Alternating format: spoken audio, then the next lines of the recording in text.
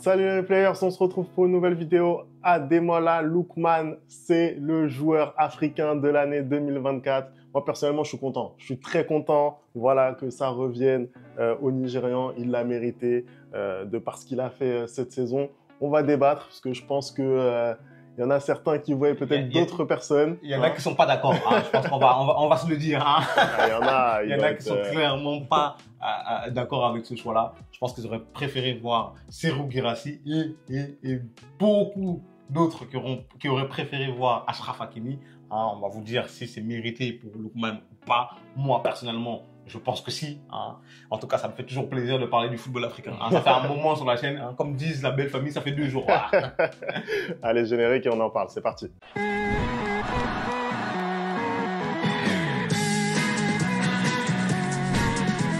Allez, on commence tout de suite cette vidéo. Ademola Lookman, donc sacré, un Ballon d'Or africain 2024. D'ailleurs, n'hésitez pas à nous dire ce que vous pensez de ce sacre, si vous êtes d'accord ou pas d'accord avec la victoire de Lookman. Mais nous, personnellement, on est en phase, hein, on va pas se mentir. Hein. Je veux pas vous mentir, hein, je vous renvoie à notre vidéo d'il y a je sais pas combien de mois, hein, où on avait bien évidemment sur cette chaîne prédit le vainqueur. Tout Femi, comme moi, avions dit que c'était Lookman. Hein. En numéro 2, moi j'avais mis Serhou Guirassy. Là, on n'a pas encore vu le top. En numéro 3, j'avais mis Ronwen Williams, mais bon, ça n'a pas été lui. Ça a été Achraf Hakimi. Femi, il avait mis Chancel Mbemba. Hein. Encore une fois de plus, les pronostics de Femi, on connaît. Mais oui, Femi, je suis désolé. Aujourd'hui, je suis très content de la victoire de Lookman. Il succède à Victor Osimhen. Il a fait une saison pleine, aussi bien en club qu'en équipe nationale avec le Nigeria. Hein. Il est sur une saison quand même à plus de 50 matchs où il a 27 buts, toutes compétitions confondues et 11 passes décisives et je crois 13 passes décisives, pardon. Il fait une finale d'Europa League qu'il gagne, hein, et aussi où il crève l'écran avec ce triplé-là face à une équipe du Bayern Leverkusen qui n'avait pas perdu un seul match, il faut le rappeler. Hein. Il fait une très très belle CAN aussi avec le Nigeria, hein. Ils sont finalistes. Hein. Je rappelle d'ailleurs qu'il met les buts les plus importants du Nigeria dans le jeu, dans cette CAN, à savoir en 8e contre le Cameroun. C'est un doublé, hein, malheureusement, hein, ça fait très très mal. Et en quart de finale contre l'Angola, c'est encore lui qui marque, et même toute la compétition, je trouve qu'offensivement, il pèse énormément. Hein. C'est lui, soit par des passes décisives, soit par des actions qui débloquent à chaque fois cette équipe du Nigeria. On rappelle aussi qu'il termine dans le 11 type de la CAN. Hein. Donc, c'est le seul joueur africain aussi à noter qui est présent dans le Ballon d'Or, et il fait top 15. Hein. Donc, à un moment donné, qu'est-ce que tu veux lui enlever? Je trouve que c'est un joueur qui est exceptionnel. Je l'ai encore vu là, face au Real Madrid. Ils ont perdu le match, mais ça a été lui l'homme du match. Pour vous dire à quel point il est bon. Et moi, je trouve qu'il commence à se ramener à cette table aujourd'hui des plus grands joueurs africains. Hein. Bien évidemment, il y a Achraf Hakimi qui est dedans. Bien évidemment, il y a Mohamed Salah qui est aussi à cette table. Il y a Victor Osimhen. Mais Lookman commence aussi avec l'année dernière déjà une très bonne saison. Et cette année a confirmé. Donc, franchement, bravo à lui. Et c'est totalement mérité pour moi. Voilà. Ah, c'est totalement mérité. Hein. Nous, on aurait aimé l'avoir à Paris, je vais pas te mentir. Ça faisait partie des innombrables pistes qu'on n'a pas réussi à attirer dans notre club. Comme d'habitude. Mais oui, pour revenir sur sa saison, voilà, c'est exceptionnel ce qu'il a fait, en tout cas sur son année 2024, exceptionnel. Tu as rappelé un petit peu son parcours, notamment à la CAN, où il joue, il faut quand même le rappeler, dans un des pires Nigériens de ces 10 dernières années. Voilà, c'est au niveau du jeu, ce que propose aujourd'hui le Nigeria, c'est catastrophique. Et quand tu regardes le parcours, le tableau qu'ils ont eu durant cette CAN, bah, on voit qu'ils ont été un petit peu privilégiés et les matchs, ils ont été gagnés de façon très difficile. Et lui, dans ce marasme un petit peu, il a réussi à tirer son épingle du jeu. Donc, c'est assez exceptionnel ce qu'il a fait. Et puis, il y a cette saison dont tu as parlé, où il a réussi à faire franchir à l'Atalanta ce cap vraiment qu'il fallait, c'est-à-dire la victoire. Exactement. Parce que l'Atalanta, c'est une équipe qui était toujours bien placée, voilà, que ce soit en Ligue des Champions par le passé ou cette année en Europa League, mais qui n'arrivait pas à aller chercher un titre. Tu vois ce que je veux dire? Là, c'est un titre majeur qui a été obtenu pour l'Atalanta, et c'est l'œuvre de cette finale d'anthologie de Lookman qui nous a mis des buts aussi beaux les uns que les autres. Donc voilà, quand tu mets triplé comme ça en finale, c'est logique que tu sois récompensé. Donc pour moi, il y a toutes les cases qui sont cochées. J'ai même presque envie de rajouter le fait que c'est un joueur qui crève l'écran, je suis désolé. C'est-à-dire qu'aujourd'hui, dans la planète football, vraiment d'un point de vue global, c'est de plus en plus rare les joueurs comme ça qui font de telles différences en 1 contre 1. C'est très rare. Et Lookman aujourd'hui, sur la planète foot, pour moi, c'est un des 5 qui est encore capable de faire ce genre de différence. C'est incroyable ce qu'il fait. Tu as parlé du match là qu'il a fait contre le Real Madrid.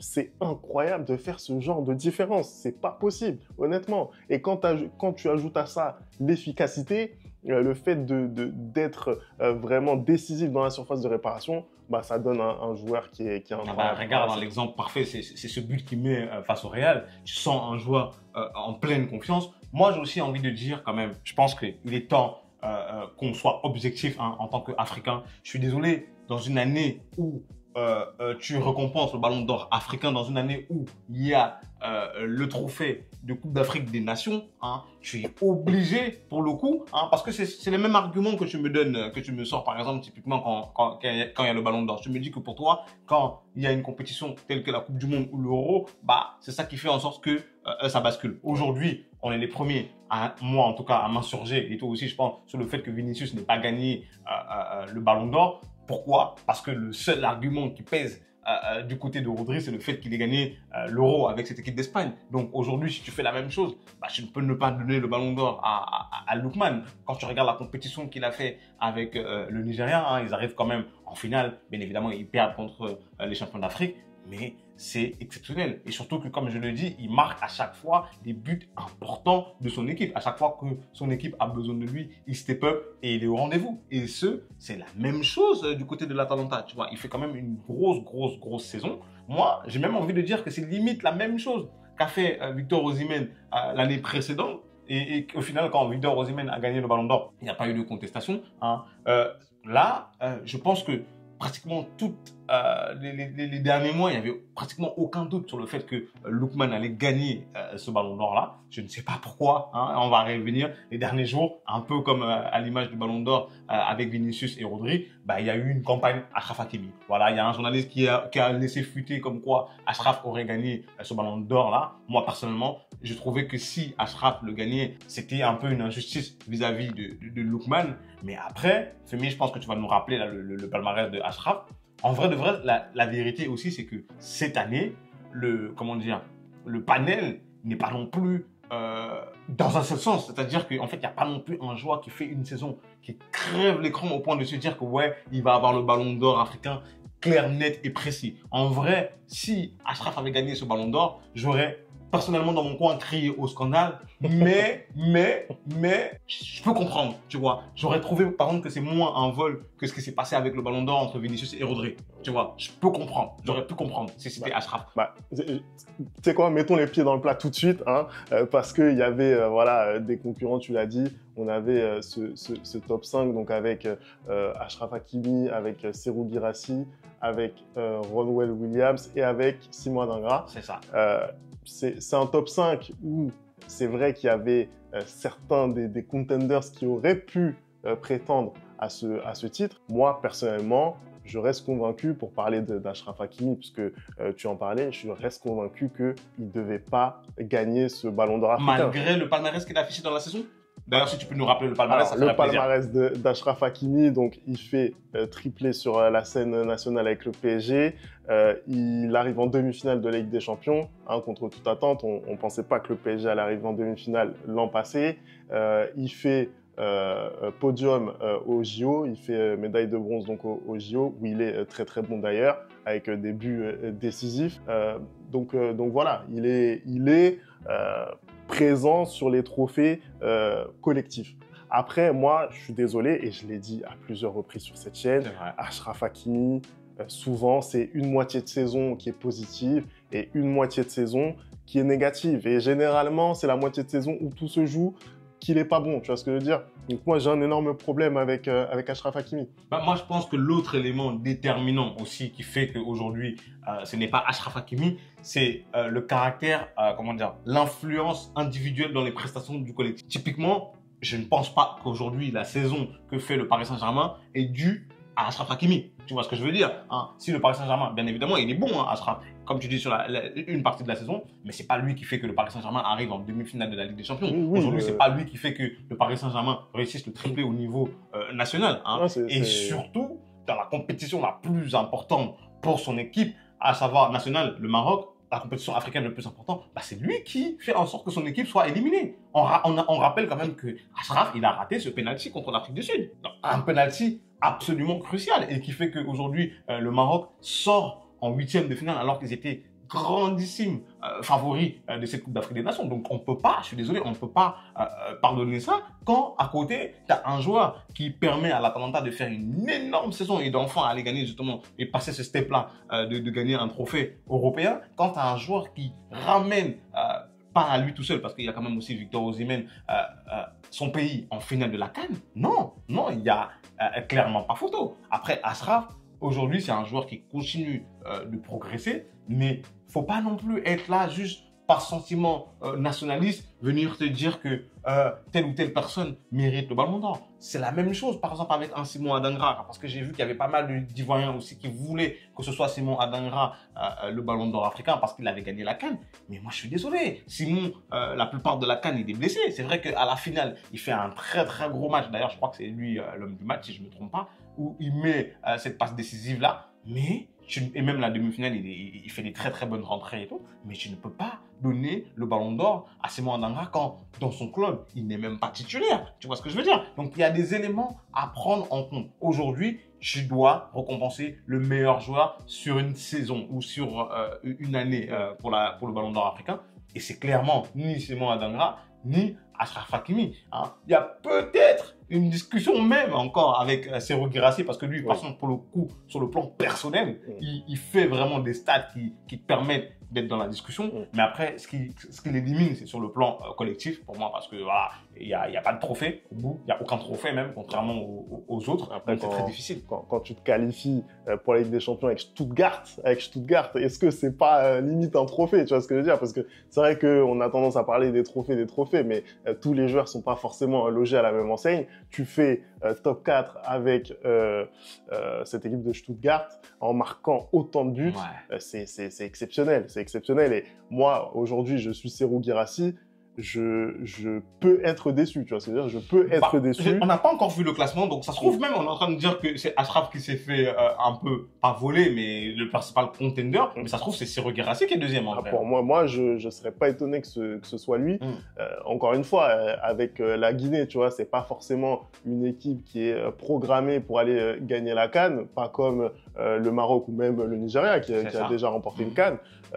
Et quand tu vois le parcours que la Guinée fait, lui, il n'a pas énormément d'impact parce que il est blessé, mais malgré tout, on a une Guinée qui va assez loin dans la compétition, qui fait son meilleur résultat dans la compétition. Donc en fait, je pense que Serhou Guirassy, en tout cas, il aurait pu prétendre à ce trophée-là. Voilà. Femi, j'ai envie, avant qu'on clôture, qu'on parle un peu des autres titres de cette compétition, de cette CAF Award, par exemple, de 2024. Il y a notamment Ronwen Williams qui a gagné le meilleur gardien. On a aussi Lamine Camara qui a gagné une fois de plus encore le meilleur jeune. On a qui d'autre? On a la Côte d'Ivoire qui a gagné la meilleure sélection africaine. Et on a Emers Faé qui a gagné le meilleur sélectionneur africain. Pour moi, c'est totalement logique. Là, il n'y a aucun des titres qui est volé. Hein. Il n'y a aucun des titres qui est immérité. Je pense que Emers Faé qui gagne par exemple le meilleur sélectionneur africain, après ce qu'il a fait dans cette CAN, en Coupe d'Afrique des Nations, il vient récupérer une Côte d'Ivoire en lambeaux et il arrive à l'amener jusqu'au titre. Et surtout qu'il a un véritable impact parce que tu vois que dans les matchs tout près, les matchs importants, c'est ces changements qui ont emporté la différence. Hein. C'est ces changements à chaque fois qui ont fait basculer le match. Donc pour le coup, tu vois vraiment l'impact de l'entraîneur. La Côte d'Ivoire aussi, meilleure sélection africaine. Bah écoute, ils sont revenus d'entre les morts. Hein. Ils ont ressuscité tel Lazare et ils sont allés gagner cette Coupe d'Afrique des Nations. Donc pour moi, il n'y avait même pas de doute en fait. Tu vois, il n'y avait pas de doute. Et Ronwen Williams aussi, meilleur gardien africain. Tu veux dire quoi?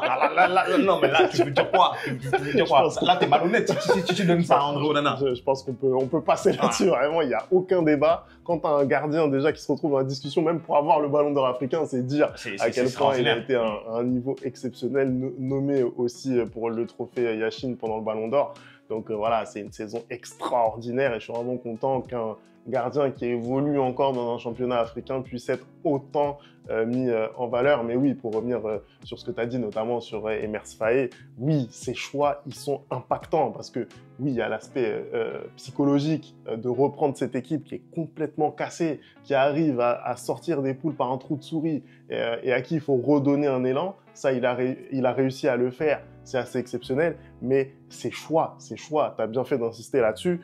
Tu t'as parlé de son coaching en cours de match, mais le fait d'avoir, par exemple, sorti du banc un Jean-Michel Seri pour le mettre à la place, je crois que c'était Sangaré qui était titulaire, bah, au final, ce petit changement ça a équilibré totalement son milieu de terrain et ça a permis de dérouler jusqu'à la fin de la compétition. Petit changement, grande conséquence. Donc en fait, au final, tu vois la patte du coach. Il était déjà dans le staff de Jean-Louis Gasset, mais quand il a fallu justement prendre ses responsabilités, il a su le faire. Donc ça a été vraiment très fort. Et puis cette Côte d'Ivoire qui nous a tant fait vibrer, voilà, c'est la meilleure CAN de l'histoire, on l'a dit. C'est aussi et surtout grâce au parcours de la sélection haute. Donc c'est tout logiquement qu'ils sont récompensés. Donc voilà, donc bravo à tous les lauréats, bravo aussi à Lamine Camara, hein, bravo surtout à Ademola Lookman, vraiment Ballon d'Or africain 2024. Les Nigérians, mais la tenue avec laquelle il est venu, hein, quand vous voyez Ademola descendre de la voiture avec sa tenue là, vous croyez vraiment que c'est quelqu'un qui va venir perdre?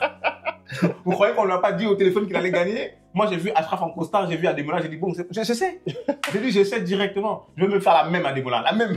En plus, franchement, bravo à lui parce qu'il s'est exprimé au départ en Yoruba dans le texte, alors que c'est quelqu'un qui a vécu à Londres, en tout cas. Il a pris la décision de jouer pour la sélection de ses parents, mais voilà, il a quand même aussi bien vestimentairement, voilà, que linguistiquement représenté l'Afrique et son pays, le Nigeria. Donc bravo à lui. Merci d'avoir regardé cette vidéo. On n'oublie pas les bonnes habitudes @thereplayfoot et on se retrouve très très vite pour une nouvelle vidéo. Ciao.